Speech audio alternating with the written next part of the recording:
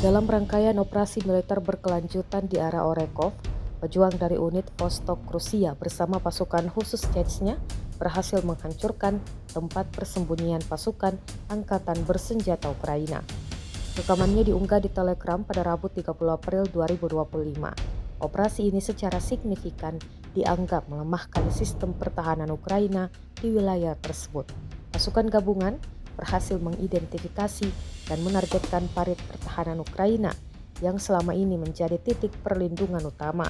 Setelah menghilangkan perlindungan struktural musuh, granat-granat yang dijatuhkan oleh pasukan Chechnya menyebabkan serangkaian ledakan besar yang mengguncang lokasi dan menimbulkan kerusakan parah.